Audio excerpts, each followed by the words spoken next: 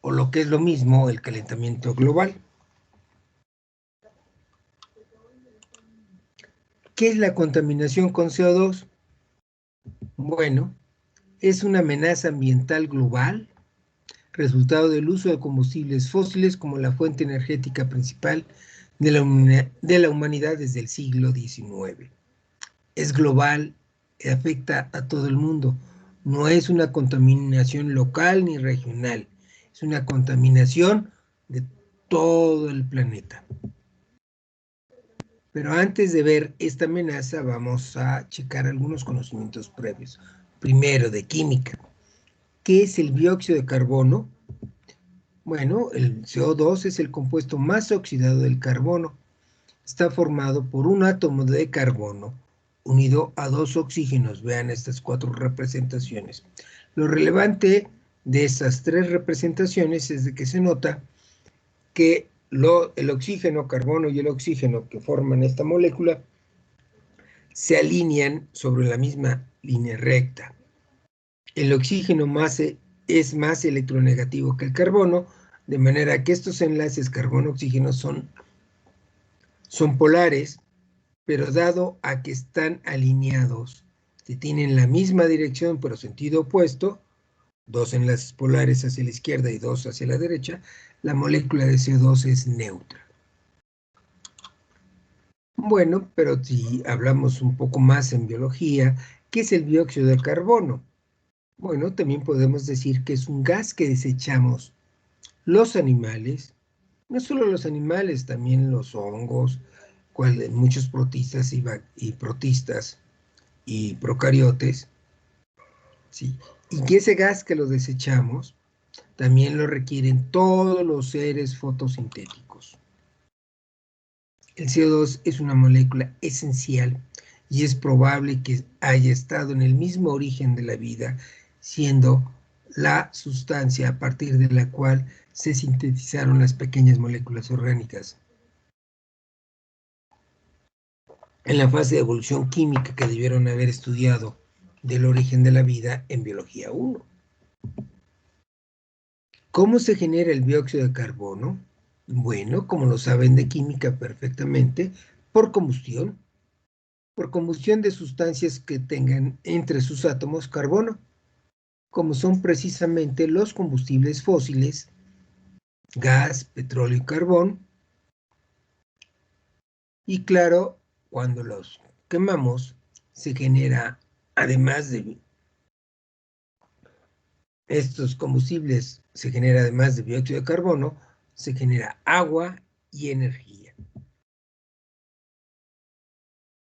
Como pueden ver en esta imagen de la combustión del gas metano, gas natural CH4, un carbono, 4 hidrógenos, con 2 moléculas de dioxígeno, se genera una molécula de CO2 más 2 moléculas de H2O y sobre todo energía, que es la razón por la cual quemamos gas, petróleo y carbón. Y la combustión la estudiaron en química como una reacción fundamental. Bueno, ¿cómo funciona el efecto invernadero? Bueno, deben saber que existe unos edificios, construcciones que se llaman invernaderos. Su construcción es de tal naturaleza que sus paredes y sus techos están formados están cubiertos de vidrio, eventualmente plástico. Y entonces se construyen los invernaderos precisamente para lograr este efecto que lleva su nombre. Los rayos del sol entran al invernadero a través de su techo y paredes transparentes a la luz visible. Entonces la luz visible toca a los objetos que están dentro del invernadero y ahí estos objetos absorben la luz visible y se calientan. Y como saben de física perfectamente, todos los cuerpos emiten luz en función de su propia temperatura, y esa es la base física por la cual tenemos los visores de visión nocturna. A 37 grados centígrados, nosotros emitimos rayos infrarrojos. Entonces, cuando se calientan los objetos dentro del invernadero absorbiendo luz visible, ¿qué es lo que pasa? Pues que remiten la energía como luz infrarroja. Lamentablemente, como pueden ver en el efecto que hay aquí, la luz infrarroja no puede atravesar las paredes de vidrio y entonces son reflejadas al interior. Al reflejarse esos rayos infrarrojos, precisamente lo que ocurre es que el interior queda más caliente, como lo he representado con la T, que se hace más grande, TI, de temperatura interna, que se hace más grande y más amarilla, ¿no? Entonces, se construyen así para tener una temperatura más alta que en el exterior y poder cultivar plantas que de otra manera no podrían crecer en el frío. Okay, este es el efecto invernadero y lo vamos a usar más adelante.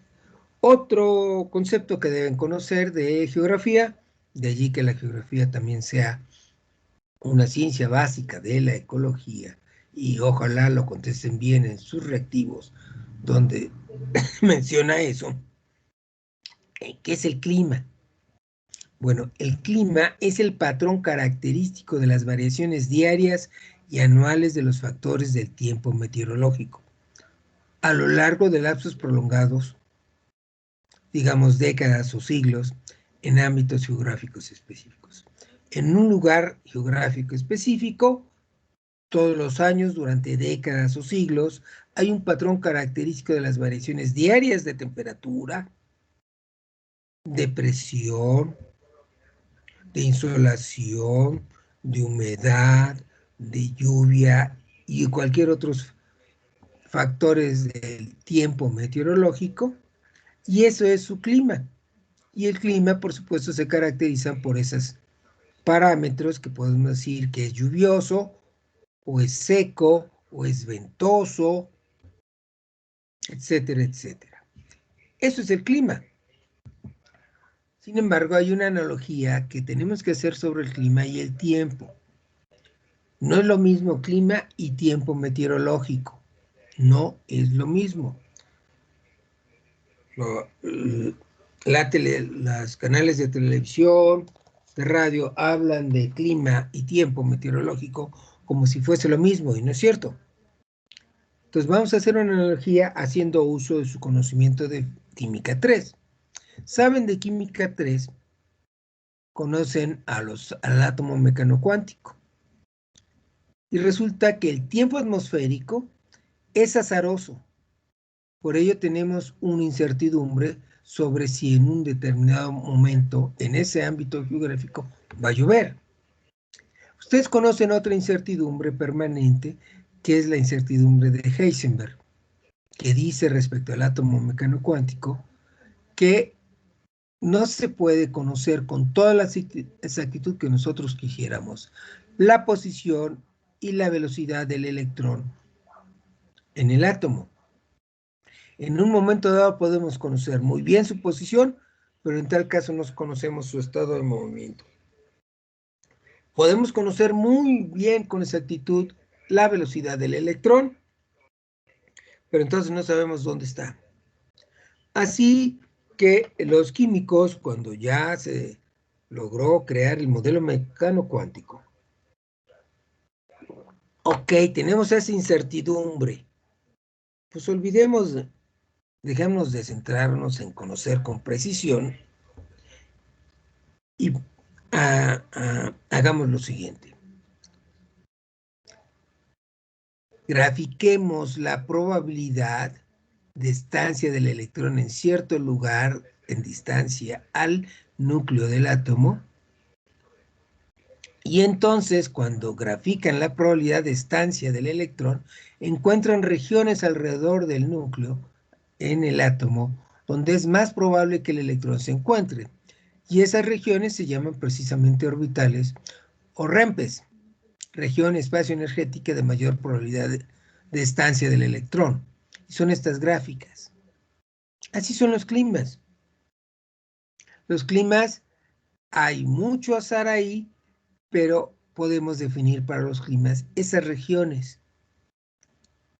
Por eso, no obstante que tenemos la incertidumbre de si lloverá en un momento dado, sabemos la región donde es más probable encontrar tanto al electrón dentro del átomo como, en el caso de la Tierra, del mismo modo que sabemos que si el clima es lluvioso, entonces terminará por llover, a diferencia de si el clima es seco, pues lo más probable es que no lloverá.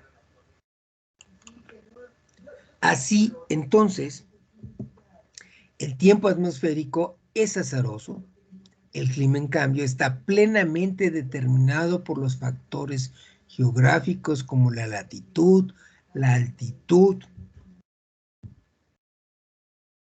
Y entonces sabemos perfectamente que cualquier lugar de la superficie terrestre que esté muy cerca del Ecuador, como Iquitos en Perú, a 3 grados de latitud sur, va a tener un clima cálido y lluvioso todo el año, donde no hay 4 estaciones, porque vean la temperatura máxima y la mínima, el rango es de 2 grados centígrados. Y bueno, una vez visto esto, sí podemos comenzar para hablar precisamente de la contaminación por CO2. Primero, lo que tenemos que establecer es que en realidad el CO2 es necesario para la vida. Aquí tenemos nuestro planeta Tierra, Marte y Venus. Precisamente la temperatura de la atmósfera de Marte es alrededor promedio de 50 grados bajo cero. La temperatura promedio en Venus es de 420 grados centígrados, porque tiene una pesada atmósfera de 96% de CO2. La Tierra, en el lugar donde está, la temperatura de equilibrio sería de 18 grados bajo cero.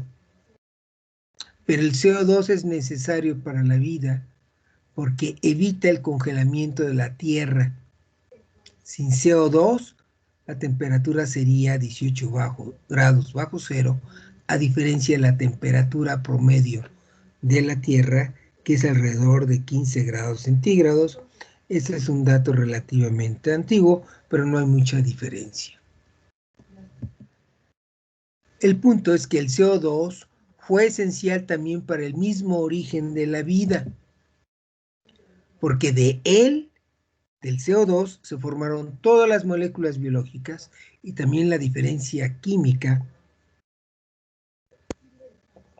que impulsaron precisamente la biogénesis. De A, que quiere decir negación, bio, vida, gene, generar, cis, proceso.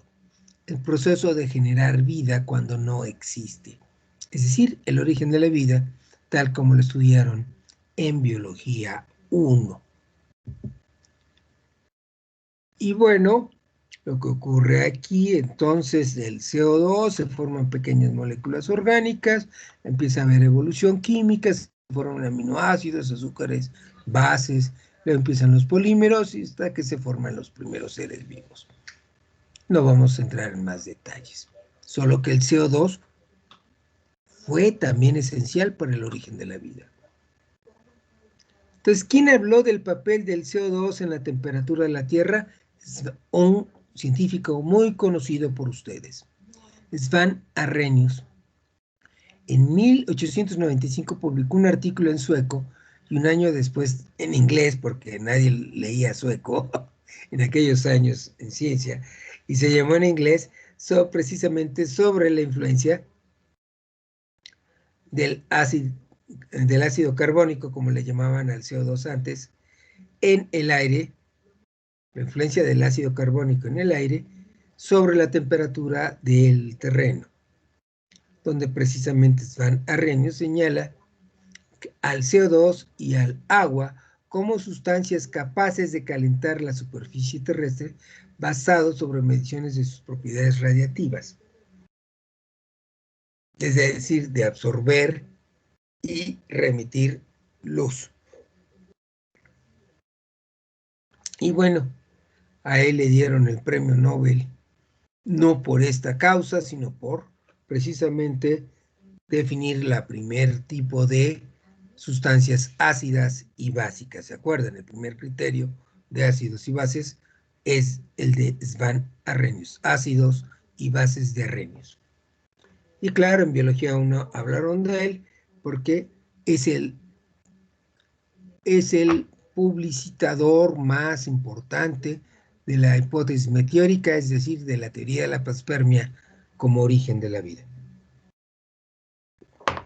También hablamos de él en biología 1 y debieron de haber hablado en química 2 y estamos hablando en ecología. ¿La Tierra funciona como invernadero? Ya se acuerdan cómo funciona el invernadero. Bueno, la respuesta es sí. La atmósfera terrestre es casi completamente transparente a la luz visible y radio, pero opaca a la luz infrarroja y al ultravioleta. Aquí en este esquema tenemos la superficie terrestre y tenemos en esta gráfica la penetración de los distintos rayos del espectro, desde los rayos gamma hasta las ondas de radio. Como pueden ver, la luz visible no penetra a la superficie terrestre. Bueno, la luz visible sí, pero no toda la luz. La luz invisible ultravioleta, solo una poquita. La luz ultravioleta más energética se queda atrapada en la estratosfera. Entonces, nada más hay una ventana de transparencia con la luz visible y otra aquí en las ondas de radio, pero que son mucho menos energéticas. Y entonces esta zona es fundamental para que funcione como invernadero, porque noten que en esta zona de los rayos infrarrojos, aquí la atmósfera no es transparente a los rayos infrarrojos, pero sí a la luz visible.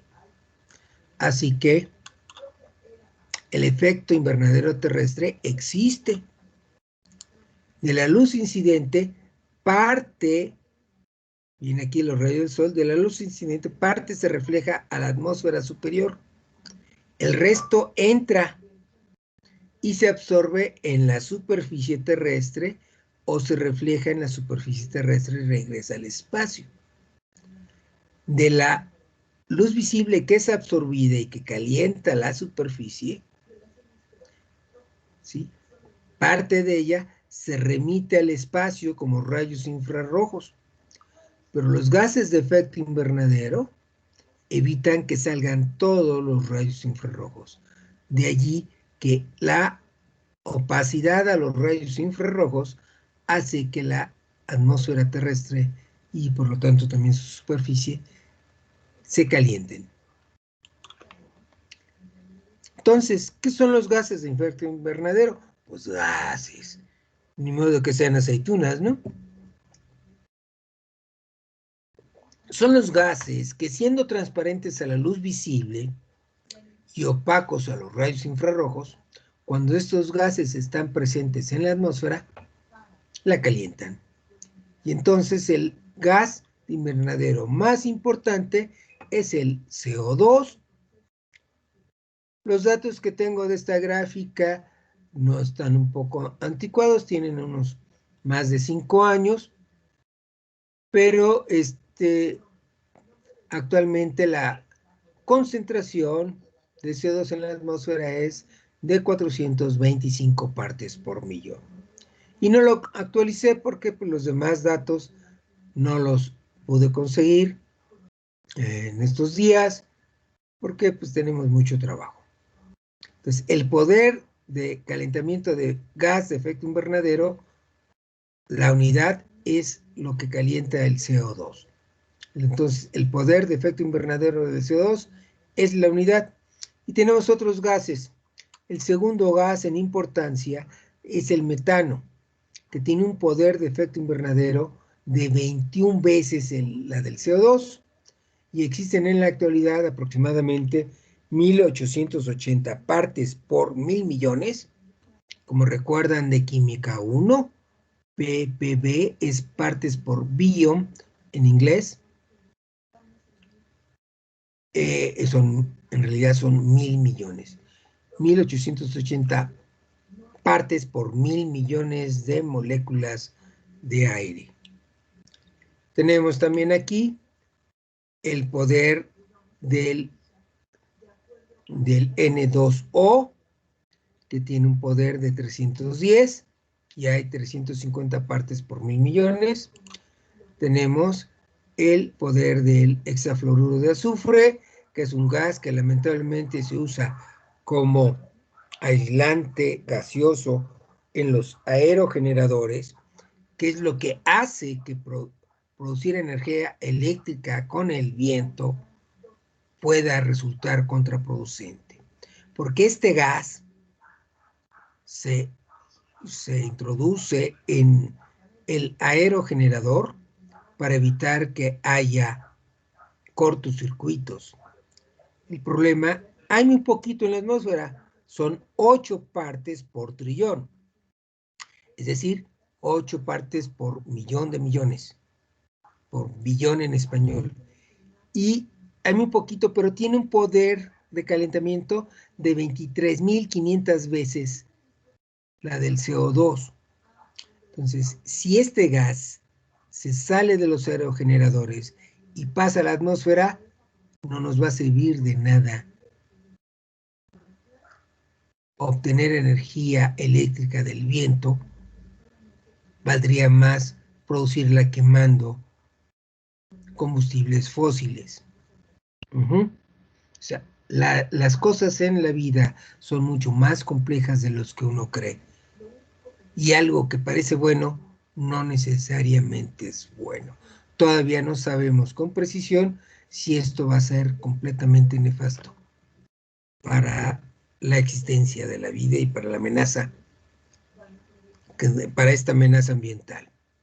Y tenemos aquí los clorofluorocarbonos que todavía existen y hay de 2 a 300 partes por trillón en inglés, es decir, por billón en español, con un poder de efecto invernadero de 1300 a 1400 veces el CO2, porque hay muchas moléculas diferentes.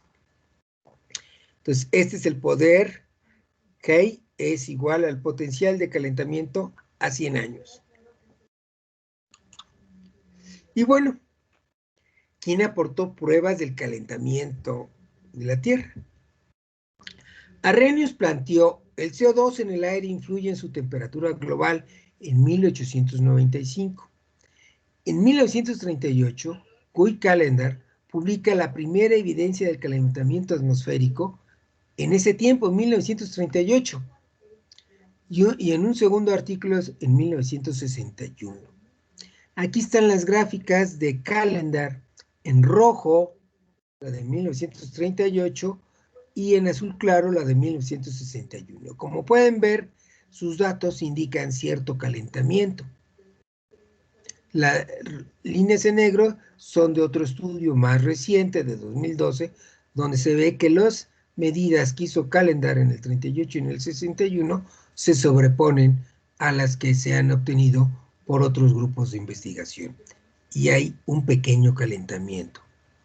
Pero noten que las zonas grises que tenemos aquí, esas zonas grises representan la desviación estadística. Como ustedes saben, no es lo mismo la media que la desviación estándar. Ya lo estudiaron en Mate 6. Entonces, la banda gris que tienen aquí representa la desviación estadística. Como tenía una gran desviación estadística en sus datos, los datos de Callendar, que fueron a mediados del siglo pasado, no fueron aceptados. Y mucha gente, muchos científicos, y mucho menos los políticos, aceptaron que había calentamiento de la atmósfera en esos años.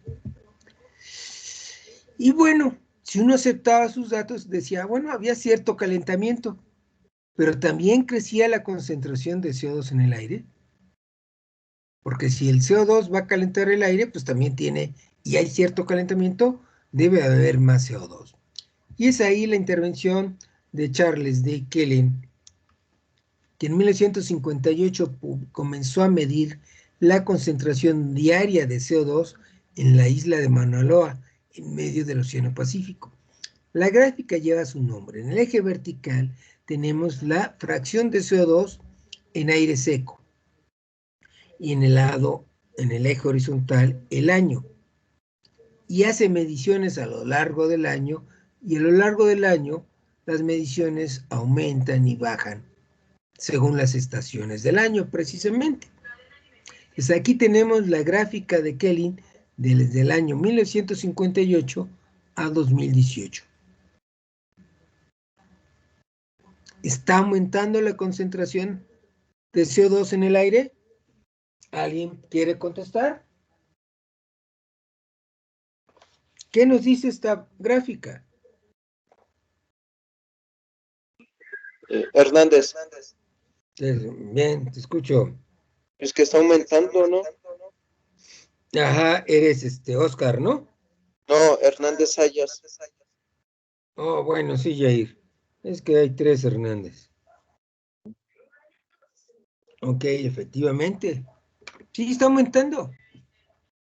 Claramente, aunque cada año sube y baja, en realidad la temperatura, el aumento, la cantidad de CO2 de cada año, la media de cada año, sigue aumentando, sigue aumentando, sigue aumentando. Y bueno, entonces, Keeling aportó esta prueba y puso en alerta a muchos de los científicos atmosféricos y ecólogos, porque pues, está aumentando el CO2. ¿La concentración de CO2 y la temperatura atmosférica correlacionan? Esa fue una pregunta científica básica. ¿Correlacionan? Bueno, aquí tenemos la temperatura y la concentración en la atmósfera de CO2 medida desde los pasados 400.000 años, basado en estudio de burbujas de aire atrapadas en un núcleo de hielo de un pozo, una perforación que se llamó Vostok, ahí en la Antártida, que penetró muchos metros, tuvo testigos de hielo de gran profundidad, y cuanto más profundo era el testigo, más antiguo. Es decir, que se logró conocer la concentración de CO2 en la atmósfera de los últimos 400.000 años, y también la temperatura basados en las relaciones isotópicas de otros elementos que no viene a cuento discutir aquí por los detalles. Ustedes pueden buscar precisamente este trabajo del Vostok, del pozo Vostok en la Antártida, y lo relevante aquí es que tenemos en el eje, en la gráfica superior, tenemos nosotros el CO2 en partes por millón por volumen. Y claro, noten en la parte inferior la temperatura. La escala de CO2 va desde 100 partes por millón hasta 300 partes por millón. Y que correlacionan, abajo está ahí la temperatura. Ese es el 0, ese es el 4 más, y ahí está el 10 bajo 0. ¿Correlacionan? Cuando sube el CO2, ¿sube la temperatura?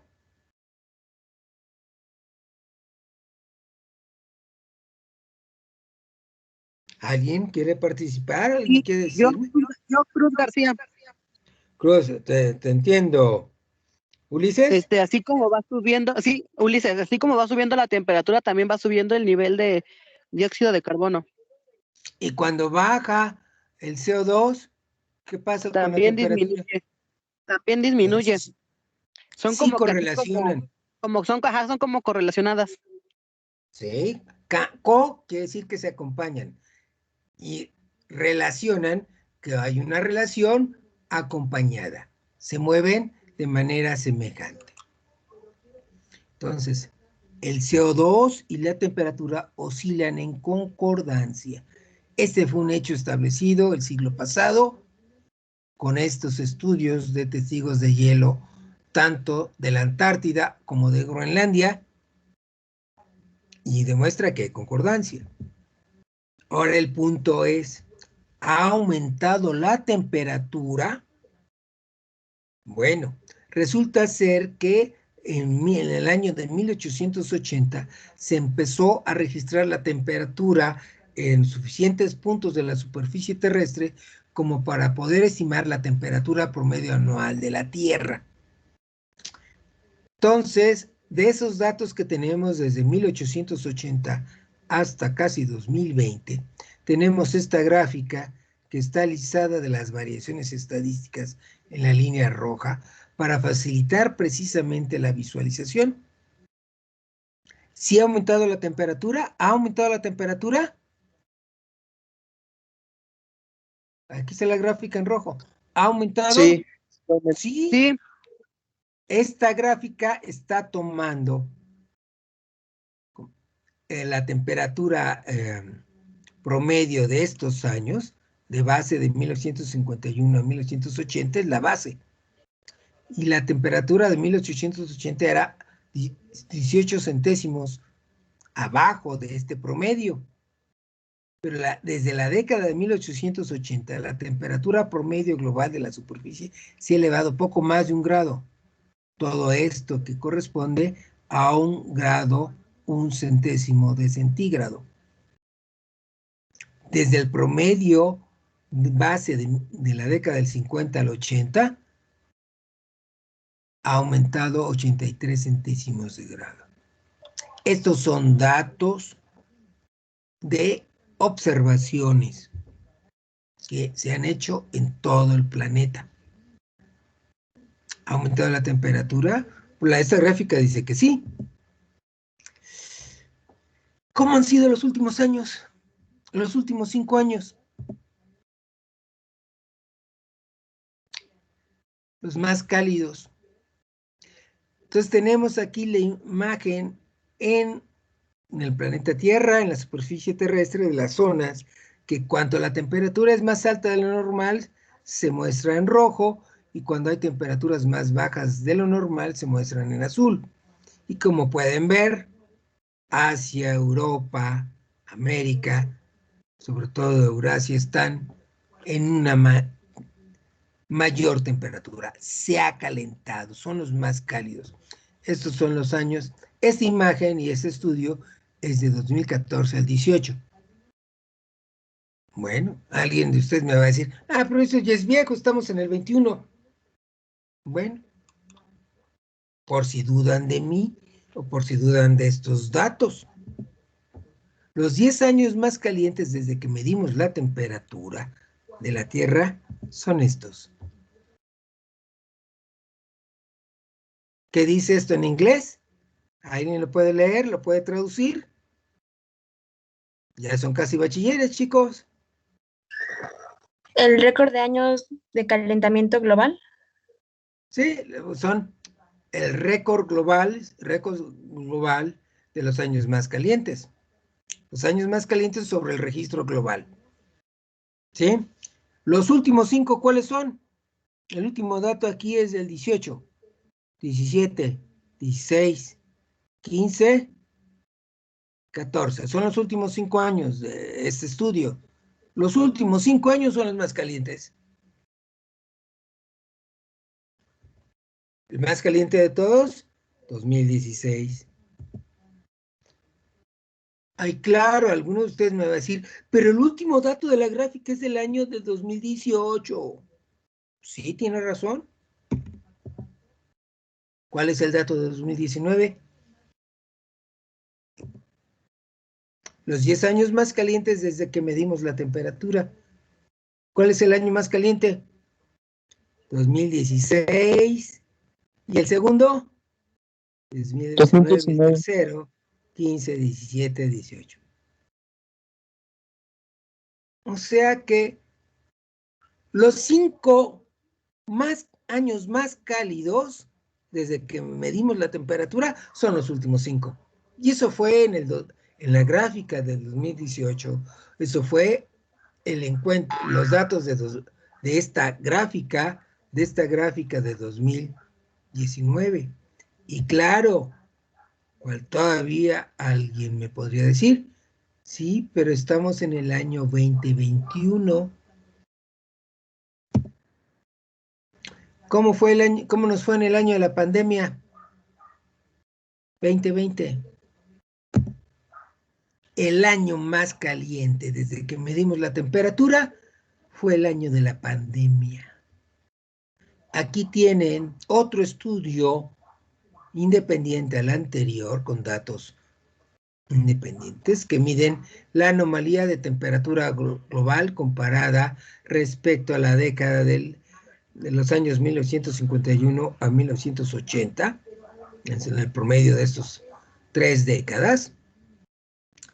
El rojo quiere decir más caliente y el azul lo más frío. Pueden notar que desde 1880 las temperaturas eran más bajas que el promedio de los 50 a los 80. Y luego, ¿qué ocurre? Que 2020 ha empatado a 2016 como el año más cálido desde todo el tiempo que tomamos registro de temperaturas, desde el momento en que podemos hacerlo. El año pasado fue el más cálido, a pesar de que mucha industria se detuvo, que mucha gente dejó de salir de trabajar, fue el más caliente.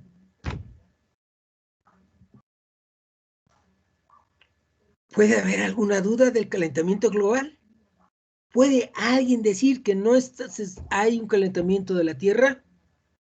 Pues hay personas que sí son necias, pero yo creo que tienen la mente cerrada a las evidencias.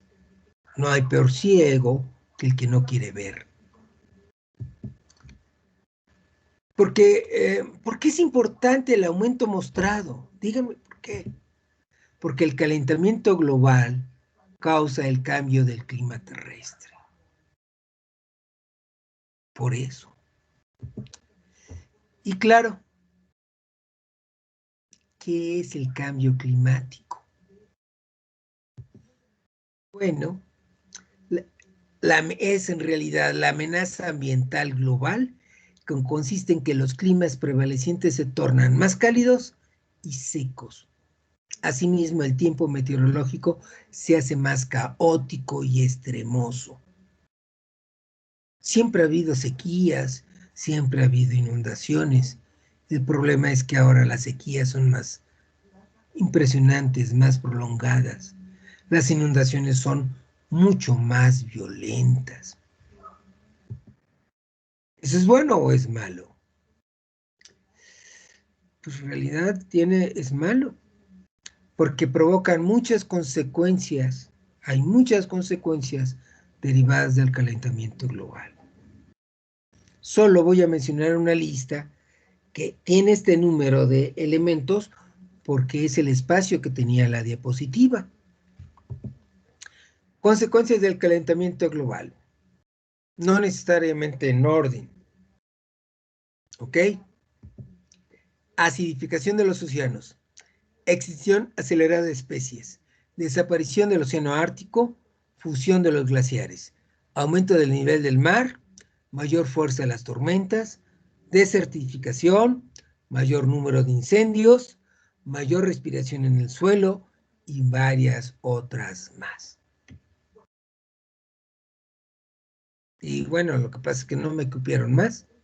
Podría poner más consecuencias si hago más chiquitas las letras, pero como ustedes usan celulares, pues ya estaría difícil de ser leídas. ¿Cuál es la causa del calentamiento global? La primera causa, como vimos en el artículo de Foley, es la producción de alimentos. No es la industria, no es el transporte, es la producción de alimentos, es la primera causa del calentamiento global. Por supuesto, la quema de combustibles fósiles. No importa que digan que el gas es limpio, es un combustible limpio. Es limpio en el sentido de que el carbón tiene azufre y cuando se quema carbón o cuando se quema combustóleo, hay cierta cantidad de azufre en el carbón y en el combustóleo que cuando se quema produce óxidos de azufre y esos óxidos de azufre producen un efecto climático, una amenaza ambiental que se llama lluvia ácida, que es un fenómeno regional o local. Es un problema local. El calentamiento global, como su nombre lo dice claramente, no es de nivel local, no es de nivel regional, es a nivel de toda la Tierra. Y el chiste es que ese calentamiento es el CO2 que nosotros producimos. Los gases de efecto invernadero, y cuando ustedes queman gas, aunque no produzcan lluvia ácida, produce CO2. Así que el gas natural no es un combustible limpio, como dicen ahí los empresarios españoles. El gas no es un combustible limpio. Produce CO2 y es responsable del calentamiento global. Y lo mismo da quemar carbón que petróleo, porque todos producen CO2. Lo que debemos hacer efectivamente es disminuir la quema de combustibles fósiles.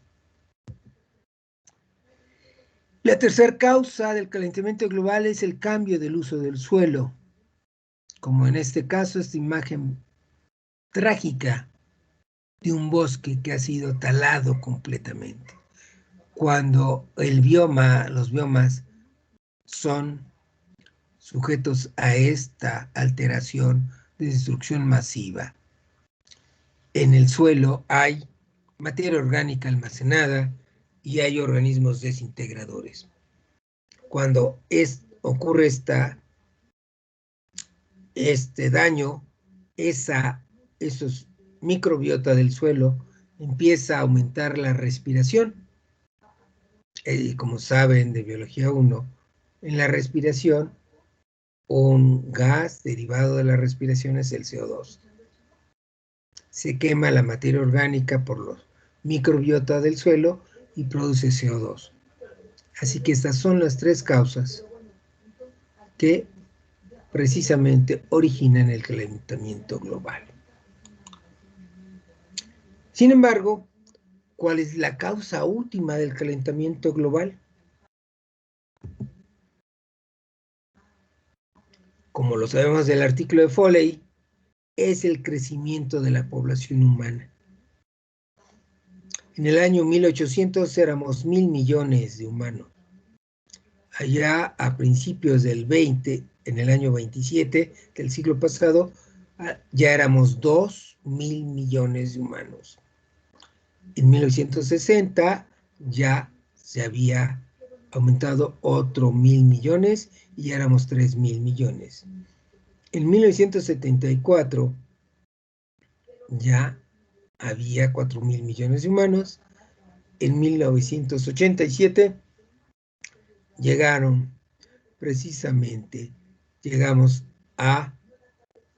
en el 87 a 5.000 millones.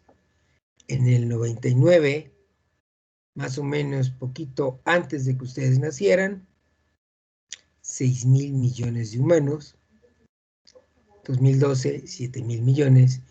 Y se estima que para el año 2024, dentro de 3 años, vamos a llegar a los 8.000 millones. Y para el 1948 se alcanzarán los 9.000. Y ojalá no ocurra, ojalá lo logren, los humanos seamos capaces de pensar de que la causa última del calentamiento global es el crecimiento de la población humana. Que por cierto, ¿qué tipo de curva de crecimiento poblacional tiene la población humana? ¿Se acuerdan de las dos curvas de crecimiento poblacional? Ya, Hernández, Uh-huh. ¿es simbiótica? No, la energía simbiótica, no, no, las Yo, curvas de Cruz, crecimiento. Cruz, Yadira o no, Ulises. Edgar, ¿Cómo? curva de crecimiento sigmoidal y curva de Ah, crecimiento, ahí era sigmoidal y era la que iba, y hay una que iba en ¿Crecimiento J, en forma acelerado? de J, en J, exponencial. exponencial y sigmoidal. ¿Cuál es la humana? La humana es la exponencial, ¿no? Exponencial. Claro que todo depende de nosotros. Si nosotros sabemos esto y sabemos cuál es lo que tenemos que hacer, pues lo podemos hacer. Precisamente por eso, ¿cuáles son las medidas personales más efectivas contra el calentamiento global? Hay muchas medidas que no son personales, que dependen de los gobiernos, que dependen de las instituciones, que dependen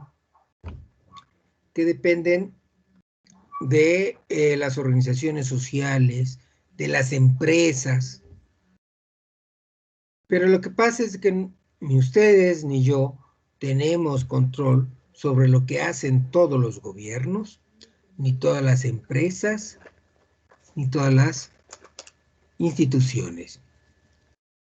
Y entonces, yo, aunque vamos a discutir lo que tendría que hacerse a nivel global de todas las instituciones y los gobiernos, yo quiero transmitirles precisamente las medidas personales más efectivas contra el calentamiento global que ustedes pueden aplicar y que por supuesto yo he aplicado, porque no crean que ese es el punto. Aquí tenemos las 5 medidas más importantes. En el eje vertical tenemos, en esta gráfica, en este histograma, las toneladas de carbono que se dejan de emitir al año, desde 0 hasta más de 60. Por supuesto, aquí la escala está rota, porque vamos 1, 2, 3, en algún momento dado se rompe, porque aquí son 60. Entonces, la medida más importante, ¿cuál es?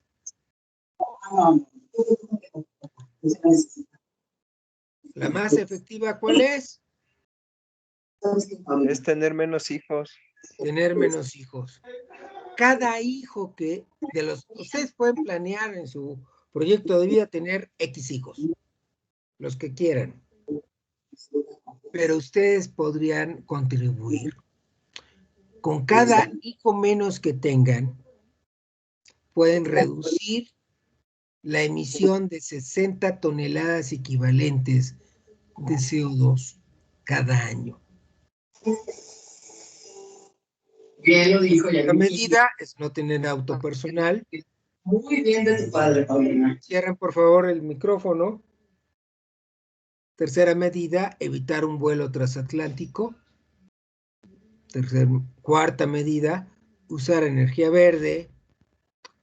Y la quinta medida es comprar un auto más eficiente, que en estas palabras tendría que ser un auto eléctrico. Pero noten que las medidas 2, 3, 4, 5 disminuyen su producción de CO2 de 1 a 3 toneladas, poco menos de 3 toneladas. Y con solo tener un hijo menos, están evitando emitir 60 toneladas equivalentes. Y esto, que es tan importante, no lo van a ver en ningún libro de ecología. Por razones extrañas. Muy, muy extrañas. Se sabe, esta imagen la obtuve de la noticia en un periódico científico sobre un artículo de un estudio donde se establece la eficacia de las medidas. Hay más, pero estas son las 5 más importantes. Y en los libros de ecología, en los libros de primaria, secundaria, de todo el mundo, no se hablan de estas medidas. Es grave. Pero bueno, por eso, algunos que lo sé, les he dado clases cuando era presencial, es probable el de química, tal vez recuerden que siempre digo, sobre todo cuando se van a vacaciones, siempre les digo, no con el primero, ni a la primera oportunidad. Nunca, pero nunca sin condón. No antes de los 25, ni más de 2. ¿Qué quiere decir no con el primero? ¿Qué cosa es no con el primero? ¿Alguien sabe?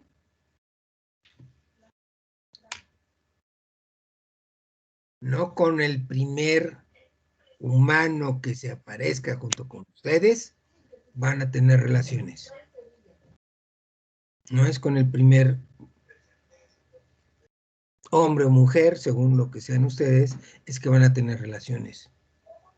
Tampoco van a tener relaciones a la primera oportunidad. Y por supuesto, nunca sin condón. Porque ¿qué pasa si tienen relaciones con el primero o con el segundo y a la primera oportunidad, incluso a la tercera oportunidad, pero sin condón? ¿Qué va a pasar? ¿Qué pasó con sus ¿Van a tener compañeras un de hijo? secundaria que no están en bachillerato? ¿Qué les pasó? ¿No siguieron estudiando porque se quedaron manteniendo un niño? Pues que se embarazaron. Y nada contamina más que un recién nacido y cada año a lo largo de su vida. Y claro, les digo, no antes de los 25, no antes de los 25, ¿qué cosa? Su primer hijo, no antes de los 25. Y ni más de 2, ni más de 2 hijos. Es lo que corresponde precisamente para contribuir de manera personal a que la curva de crecimiento exponencial de la población terrestre, de la población humana en la Tierra, que es el único lugar, empiece a convertirse de una curva exponencial a una curva sigmoidal. Porque los únicos que van a detener el crecimiento de la población humana somos los que conocemos esto. Por eso llevan ecología en sexto semestre, porque necesitan conocimientos de física, química, matemáticas, biología, geografía y muchos otros para poder entender las amenazas ambientales